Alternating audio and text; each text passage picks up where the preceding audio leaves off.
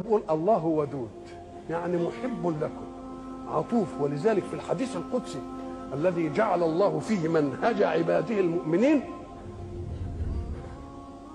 يقول الله عز وجل: يا ابن آدم لا تخافن من ذي سلطان ما دام سلطاني باقيا،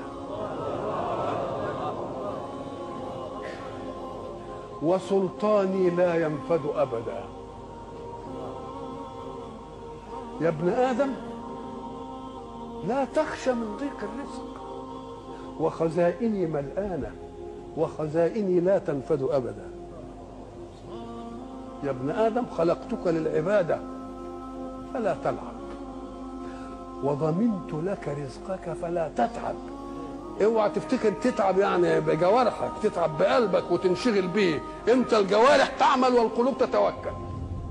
الجوارح تعمل والقلوب تتوكل. خلقتك للعبادة فلا تلعب، وضمنت لك رزقك فلا تتعب. فهو عزتي وجلالي إن رضيت بما قسمته لك أرحت قلبك وبدنك، وكنت عندي محمودا. وإن أنت لم ترضى بما قسمته لك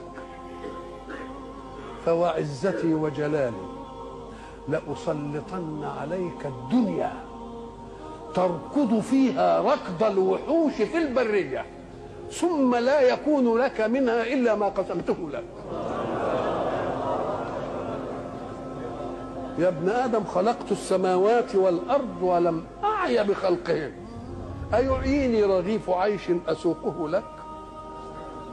يا ابن آدم لا تسألني رزق غد كما لم أطلب منك عمل غد.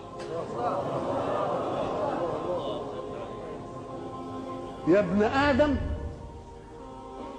أنا لك محب. هي دي بتاع ودود بقى. أنا لك فبحقي عليك كن لي محبا.